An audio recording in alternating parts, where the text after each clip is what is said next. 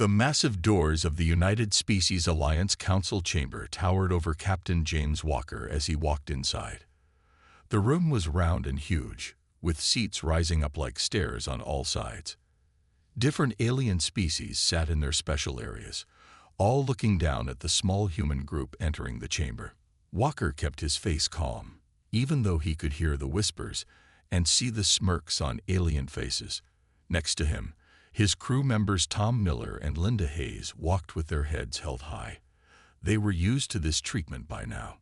"Ah, the humans have finally arrived," said First Speaker Gold, a tall alien with metallic skin that shimmered under the chamber's bright lights. His voice carried a tone that made it clear he wasn't happy to see them. "I suppose you took extra time to triple-check your safety protocols before entering our chamber." Several aliens laughed.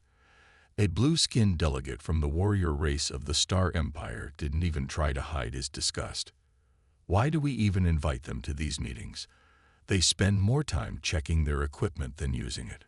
Walker stood at the center of the chamber, his black and silver Earth Defense Force uniform neat and clean. He had learned long ago that getting angry at their comments wouldn't help. Instead, he smiled politely and said, "Better to check twice than die once, as we say on Earth." This caused more laughter. The aliens found human sayings particularly funny. First Speaker Gold raised his metallic hand for quiet. "We are here to discuss the recent space exploration reports. The Star Empire has claimed 3 new solar systems this month alone. The Crystal Collective has established mining operations in the dangerous regions of the Dark Nebula." He turned his glowing eyes to Walker. "And what has Earth contributed? How many new worlds has humanity claimed?" Walker activated his datapad, displaying a hologram of Earth's recent activities. "We have carefully surveyed 2 systems. We've identified 18 potential hazards that could affect future colonization, mapped out safe travel routes, and—" 18 hazards, interrupted a delegate from the Crystal Collective, her crystalline body sparkling with amusement. "We would have colonized those systems in days. Your excessive caution makes you look like scared children." Tom Miller, the shield specialist, stepped forward slightly. Walker could see his friend wanted to argue, but he shook his head slightly. They had faced this criticism before. "The humans even put shields on their chairs," mocked another delegate, pointing at the safety harnesses on the human seats. "What do they think will happen in a council meeting?" Linda Hayes spoke up, her voice steady and professional. "Those harnesses saved our lives during the earthquake in the Crystal Collective's chamber last year. If I remember correctly, several delegates were injured because they had no safety measures in place." This caused some uncomfortable shifting among the aliens, but First Speaker Gold quickly moved on. Yes, your famous human safety protocols. But tell me, Captain Walker, how do you expect to compete with other species when you move so slowly? The galaxy doesn't wait for those who are afraid to take risks." Walker looked around the chamber, meeting the eyes and optical sensors of various alien species. Some were plant-based life forms, others were energy beings, and some were made of living crystal or metal. All of them looked down on humans for being too careful, too cautious, too cowardly. "We're not afraid of taking risks," Walker explained calmly. "We're afraid of taking unnecessary risks. There's a difference that makes you weak," shouted the Star Empire delegate. "Your species will never achieve greatness with such a cowardly approach." Walker thought about Earth's history, about all the lessons learned through disasters and accidents. Each safety protocol was written in the blood of those who came before. But trying to explain this to species that valued bold action over careful planning was useless. "Perhaps," Walker replied diplomatically, "but we'll still be alive to find out." The meeting continued with more reports, more mockery, and more criticism of human methods. Walker and his crew sat quietly, taking notes and observing everything. They knew that someday their careful approach would prove its worth. They just didn't know how soon that day would come. As they left the chamber later, Tom whispered, "One day, they'll understand." Walker nodded. "They will. Let's just hope it doesn't take a disaster to teach them." Little did they know, that day was approaching faster than anyone could have predicted. 2 weeks after the council meeting, alarms blared through the United Species Alliance headquarters. Walker was in the Earth Defense Force office, reviewing safety protocols, when the emergency lights started flashing. All council members and fleet commanders report to the main chamber immediately. The announcement system boomed in multiple languages. Walker grabbed his datapad and hurried to the chamber. The usual order was gone. Aliens of all species rushed around in panic, their voices mixing into a loud mess of different languages. First Speaker Gold stood at the center, his metallic skin dulled with worry. Next to him, a scientist from the Crystal Collective operated a large hologram projector. The image showed something Walker had never seen before, a massive purple and black cloud moving through space. This anomaly appeared 6 hours ago. First Speaker Gold announced as the chamber filled. It's moving through our space at high speed. 3 probe ships have already been destroyed trying to study it. The Star Empire's blue-skinned commander jumped up. Then we attack. Send in our strongest warships. Whatever this thing is, we'll destroy it. Already tried, said the Crystal Collective scientist. The Star Empire lost 2 battleships an hour ago. She paused. They disappeared instantly. No debris, no signals, nothing. Walker studied the hologram carefully. The anomaly wasn't just moving, it was growing. His trained eye for safety risks noticed patterns in its movement. He raised his hand to speak. First Speaker Gold nodded reluctantly. Yes, Captain Walker. Let me guess. You want to run a safety assessment first. Some aliens laughed, but the laughter was nervous now. Fear had replaced their usual mockery. The anomaly's path will cross 4 populated systems in the next week, Walker said, showing his calculations on the main screen. Based on its growth rate and speed, we need to evacuate those systems immediately. Evacuate? The Star Empire commander shouted. That's your solution. Run away. Unless you want to lose more ships, Walker replied calmly. He turned to First Speaker Gold. We should also set up monitoring stations at safe distances. We need data before we can make a plan. The Crystal Collective scientists spoke up. The human is right about the path. My calculations show the same thing. Those systems are in danger. First Speaker Gold's metallic face showed rare signs of stress. The Crystal Collective's deep space sensors detect strange energy readings from the anomaly. It's like nothing we've seen before. Our best scientists can't explain it. Walker contacted his ship, the Prudence. Tom, Linda, start preparing the ship. We might need to move soon.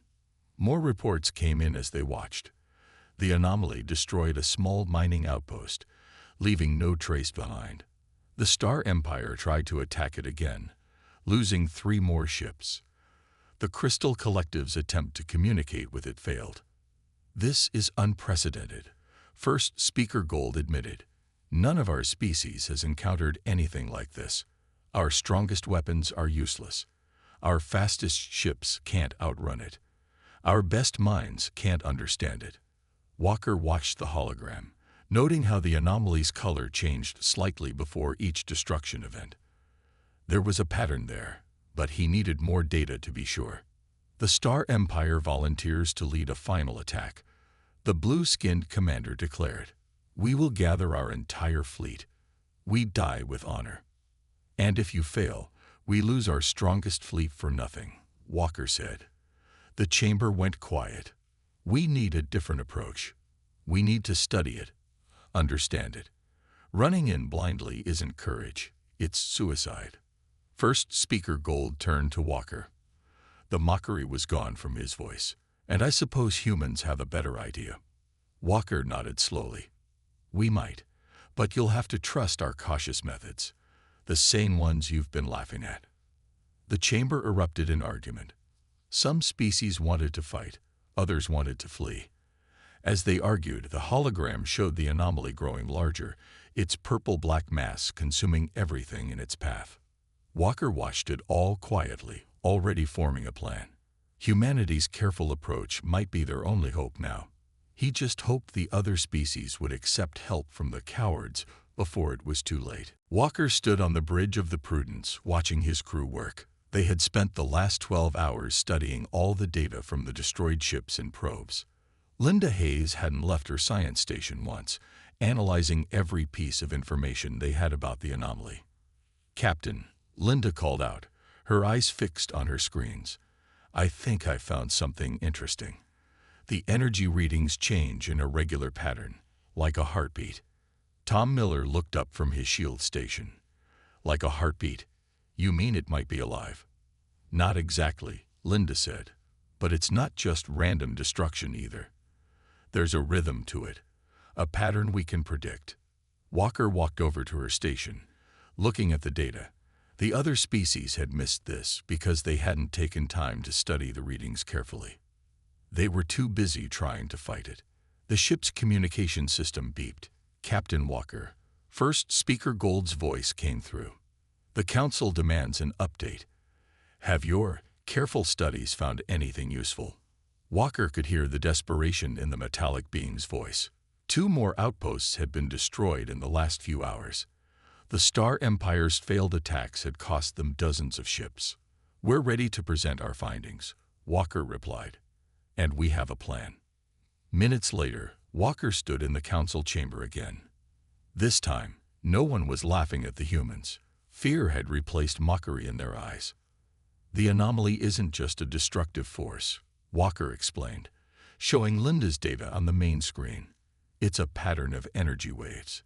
Each wave gets stronger, then weaker, like a pulse."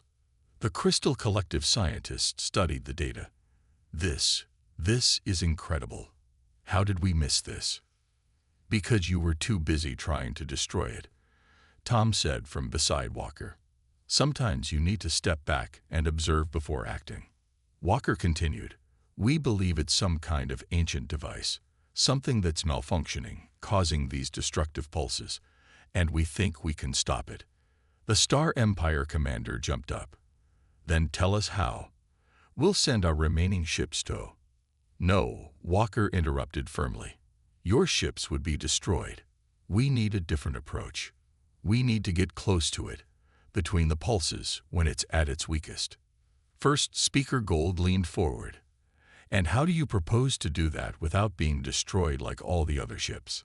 Walker activated another display, showing the Prudence's specifications. "Our ship was built with multiple layers of shields and backup systems that you all mocked as excessive. We can modify these shields to match the anomaly's energy pattern." "That's impossible," shouted someone from the upper seats. "No shield can withstand that kind of power." Tom stepped forward. "Actually, we got the idea from deep-sea equipment on Earth. Our ancestors built machines to withstand enormous pressure in the ocean depths. We've adapted that technology for space." Linda added, "By synchronizing our shields with the anomaly's pulses, we can slip through during its weak phases, like slipping between the beats of a heart." The chamber fell silent. Walker could see the struggle on their faces. They had always seen human caution as weakness. Now they had to decide if they would trust that same caution to save them. First Speaker Gold spoke slowly. "Your plan is to carefully approach the most destructive force we've ever seen, study it up close, and somehow deactivate it." "Yes," Walker said simply. "Sometimes the brave thing isn't charging in. Sometimes it's taking careful, calculated steps forward." The council erupted in argument. Some called it suicide. Others said it was their only hope. The Star Empire commander stormed out, unwilling to listen to more cowardly plans. Walker waited patiently. He knew what their decision would be. They had no choice. All their brave attacks and powerful weapons had failed. Now they needed what they had mocked: human caution and careful planning. First Speaker Gold raised his hands for silence. "Captain Walker, the Council gives you permission to attempt your plan. But know this, if you fail, there won't be time for another attempt." Walker nodded. "We understand. We'll begin preparations immediately." As they left the chamber, Tom whispered, "Well, They're finally taking us seriously. Let's hope we prove them right, Walker replied, already mentally reviewing their safety checklists. They would only get one chance at this, but thanks to their cowardly preparation, one chance would be enough. The Prudence floated at the edge of safe space, its crew making final checks on every system. Walker stood at the command center, watching as Tom Miller ran the shield diagnostics for the third time. "Shields are ready, Captain," Tom reported. "All 5 layers synchronized with the anomaly's pulse pattern." Linda Hayes spoke from her station. "Energy readings are clear. We can track the pulses now. They're coming every 8 minutes and 43 seconds. Robert Brown, at navigation, had plotted their course with backup routes already programmed. "Course laid in, sir. We'll have exactly 2 minutes between pulses to move forward." Walker looked at each of his crew members. Other species might have given big speeches at this moment, but he knew his team preferred checking their equipment one more time instead. "Final safety check," Walker ordered. Everyone nodded and began their routines. The ship's communication system crackled. "Captain Walker." First Speaker Gold's voice came through. "The Council is watching. The anomaly has destroyed another settlement. Are you ready to proceed?" "Almost," Walker replied. "We're doing our final checks." A new voice cut in. "The Star Empire Commander. More delays. While you check your precious safety systems, people are dying." Walker ignored him. "Linda, how's the data recording system?" "Triple redundancy active. If we find anything, we'll make sure others can learn from it." The Star Empire Commander's voice grew louder. "This is why humans will never be." Walker cut off the communication. His crew needed to focus. "All checks complete, Captain," Tom reported. "Ready when you are." Walker took his seat, fastening his safety harness. "Robert, take us in. Everyone, remember your emergency protocols." The Prudence moved forward slowly. On the main screen, they could see the anomaly clearly now. A massive purple-black cloud that seemed to twist in impossible ways. "First pulse approaching," Linda announced. 20 seconds. "Shields to full," Tom said. "Pattern matching active." The pulse hit them. The ship shook, but the shields held, glowing in the same purple-black color as the anomaly. "Shields at 82%, Tom reported, working exactly as planned." "Movement window opening," Linda said. 1 minute 50 seconds until next pulse." Robert guided the ship forward carefully. They could see the debris of destroyed ships around them, reminders of what happened to those who rushed in without planning. As they got closer, their sensors began picking up clearer readings. Linda gasped. "Captain, I'm detecting a structure inside the anomaly. It's artificial." Walker leaned forward. "Can you get a better scan?" "Working on it. It looks ancient, maybe millions of years old. The energy pulses are coming from its core." Another pulse approached. Everyone held tight as the ship shook again. "Shields at 63%, Tom reported, still within safety margins." They were now closer than any ship had ever gotten. The structure became visible through the swirling energy, a massive ring-shaped device, crackling with power. "It's damaged," Linda said, studying her readings. "The pulses are from its power core breaking down. If we don't stop it." "How long?" Walker asked. "At current rates, total core collapse in less than 6 hours. The explosion would destroy everything within several light years." The ship shook as another pulse hit them. "Shields at 45%, Tom reported. "We need to work fast." Walker studied the ancient device. All those brave warriors who tried to destroy it had only made things worse. Now they needed something else. Careful study and precise action. "Linda, analyze that core. Tom, see if you can match our shield frequency to the device's original operating pattern. Robert, hold our position between pulses." His crew worked quickly but carefully, double-checking everything. Other species might have called it waste of time. Walker called it staying alive. "Captain," Linda said after several minutes, "I think I know what this device was for. and I think I know how to shut it down. But what? We'll only get one chance. If we make even a small mistake, the core will collapse immediately. Walker nodded. This was the moment when human caution would either save everyone or fail completely. Then we'll make sure we don't make any mistakes. Start from the beginning. Tell me everything you found. The device is an ancient power station, Linda explained, pointing to her detailed scans. It was designed to collect energy from space and distribute it to nearby systems. The Prudence hung in space near the massive ring structure, its shields glowing with each energy pulse. Tom worked constantly to keep the shields synchronized with the device's failing rhythms. Shields at 38%, Tom reported. Still holding, but we're cutting it close. Walker studied the scans carefully. How did it break? Based on the damage patterns, Linda said, I think the Star Empire's attacks made it worse.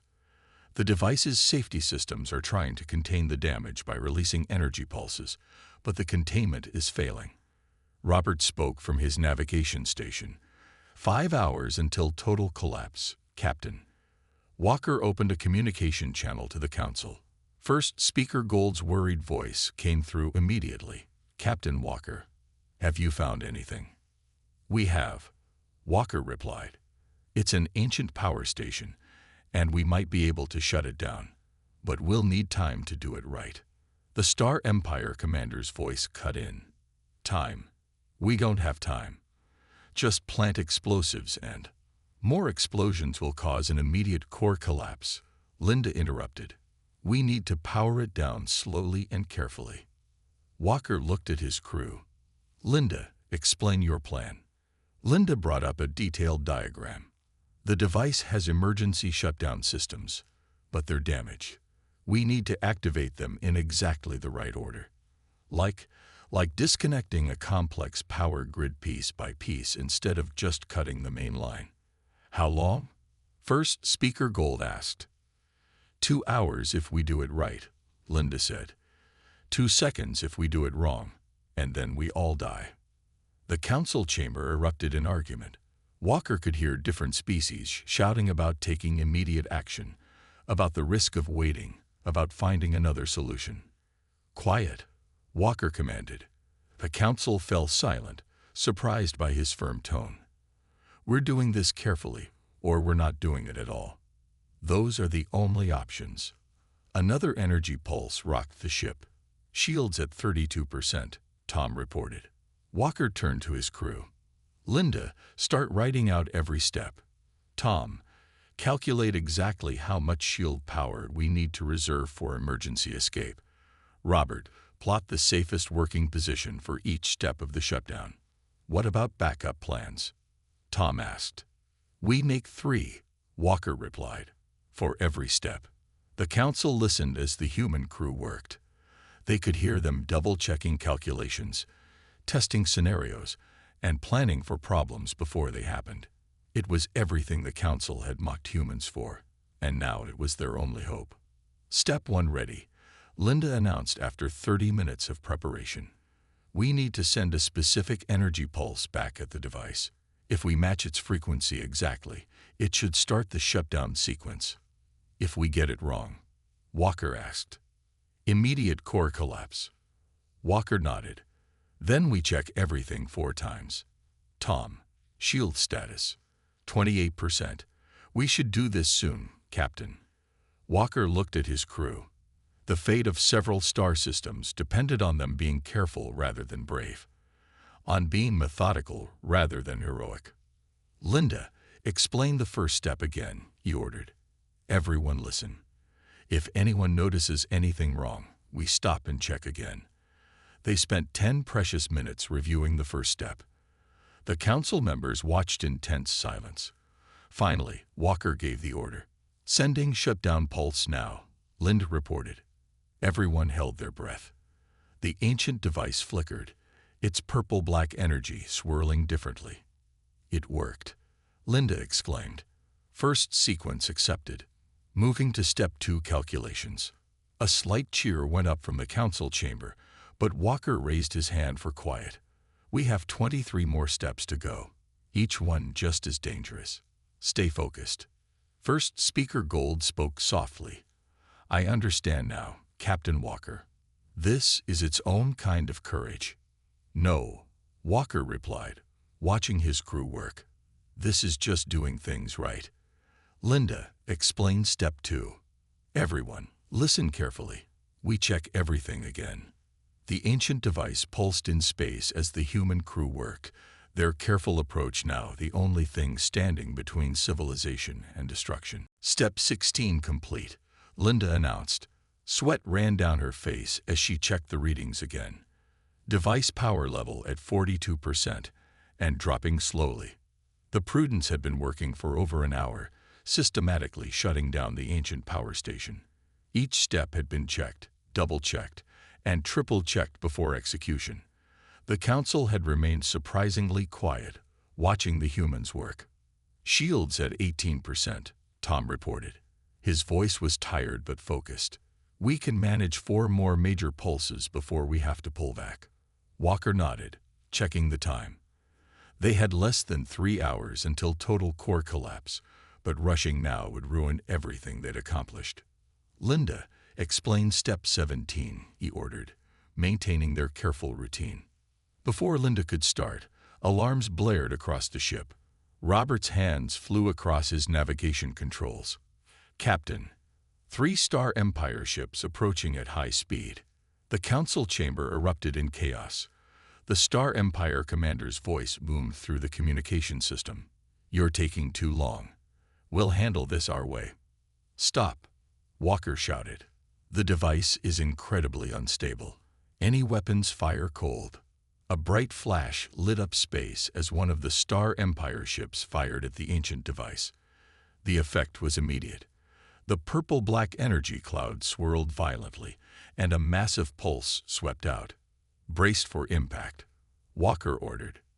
The pulse hit the Prudence with tremendous force. Everyone grabbed their safety harnesses as the ship shook violently. Shields at 12%, Tom reported over the noise.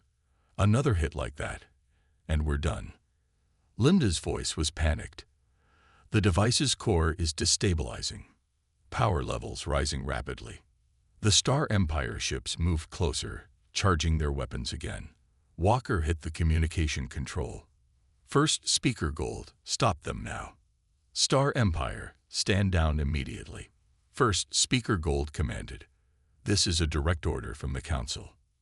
But the Star Empire commander wouldn't listen. The humans have had their chance. Now we do this with strength. Walker turned to his crew. Linda, how long until core collapse now? 20 minutes at most. The last attack accelerated the breakdown. Walker made a quick decision. Robert, move us between the Star Empire ships and the device. Captain, Tom warned, our shields can't take another hit. They won't fire on a fellow Alliance ship, Walker said, though he wasn't entirely sure. Linda, can we still complete the shutdown? Linda checked her readings. Yes, but we'll have to skip some safety checks. There's no time now. Walker heard the fear in her voice. Skipping safety checks went against everything they believed in. But sometimes, being careful meant knowing exactly when you had to take risks. New plan, he announced. We do each remaining step with only 1 check instead of 3.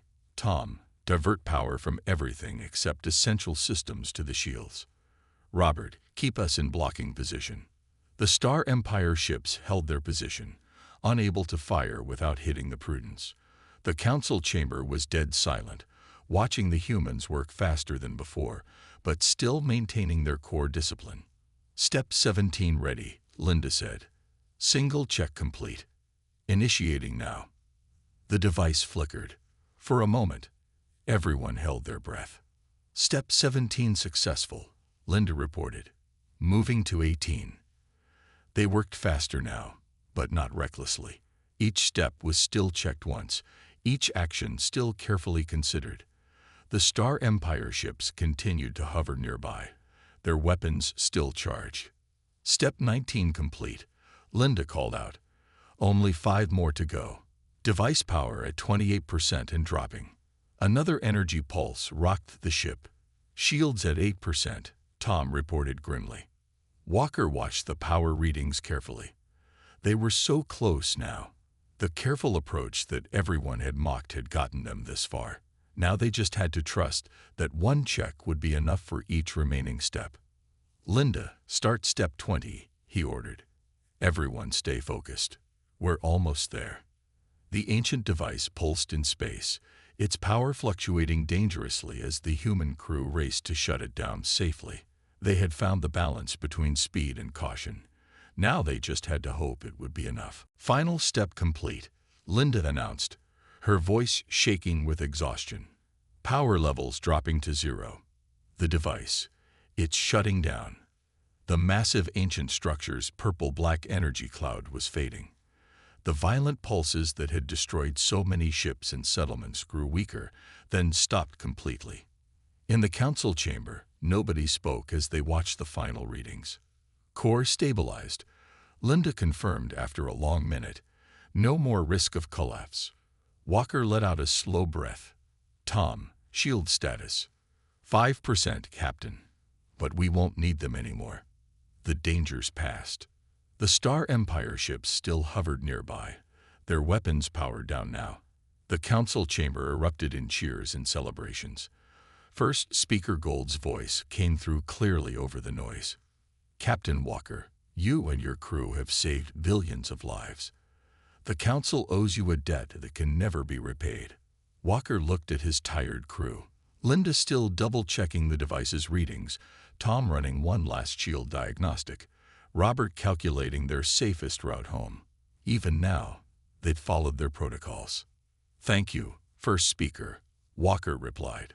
"But before we celebrate, we need to set up warning beacons around this device, and we should start documenting everything we learned for future reference." A few laughs came from the council chamber, but they were different now. Not mocking, but appreciative. The Star Empire commander's voice came through next, subdued. "Captain Walker, I owe you an apology. We were wrong about human methods." "No apology needed," Walker said. "Every species has its own way. We just need to learn from each other." Over the next few hours, the Prudence's crew carefully documented every detail of the incident. They set up warning beacons, transmitted safety protocols to the Council, and prepared detailed reports about the ancient device. Other species might have gone straight to the celebrations, but the humans knew that proper documentation could save lives in the future. A week later, Walker stood again in the council chamber. This time, instead of mockery, he faced respect. First Speaker Gold addressed the gathered species. "We called humans cowards," he said, his metallic skin gleaming. "We mocked their caution, their endless safety checks, their careful procedures. But we were wrong. They showed us a different kind of courage. The courage to be careful when others are reckless, to be thorough when others rush, to do things right when others demand quick action." The Star Empire commander stood up. "My people value warrior courage, the bravery to face death in battle.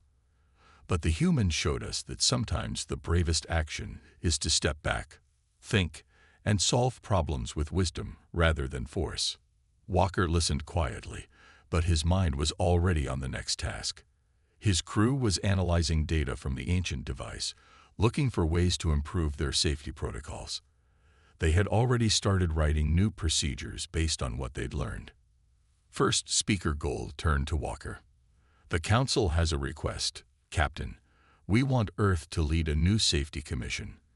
To teach other species your methods, your careful approach. Will you accept?" Walker looked around the chamber.